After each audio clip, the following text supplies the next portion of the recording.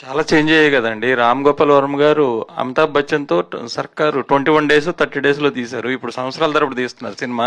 Cinema మీరు cinema ఆయన మారారు, సినిమా గురించి అడిగారు మీరు. అంటే ఏం సినిమా మారింది? మారిందా అని అడిగారు. ఆయన మారారు. ఆయన 21 రోజులు కాదండి, అది 28 రోజుల్లో తీశారు సర్కారు. అదే 21 రోజు నెల రోజులు అన్నాను. అంటే మనలో మనమాట.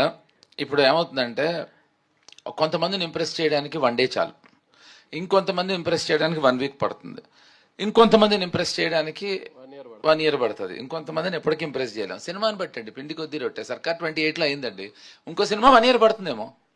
ఇప్పుడు నెంబర్ ఆఫ్ డేస్ పడటం వల్ల డైరెక్టర్ గుడ్డు అవుడు, త్వరగా తీస్తే బ్యాడ్ అవడండి.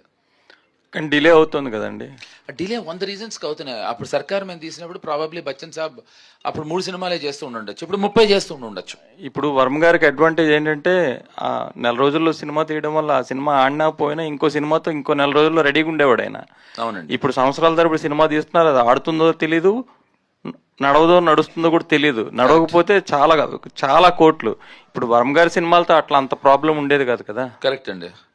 అంటే ఇప్పుడు అదే చెప్పా కదండి, సినిమాలు మారలేదు. ఇప్పుడు రాము గారు ఎందుకు ఇలా మారారు అనే దాని మీద నేను సీరియస్ గా ఇవాళ ఆయన అడిగి ఇలా మీరు రాము గారు మళ్ళీ కలిసి చేసేది ఏమైనా అవకాశాలు ఉన్నాయా? ఇప్పుడు రాము గారితో ఏంటంటే అండి, ఆయన మనకి ఇవాళ చేయాలి అనే విషయం నిన్న చెప్తారు.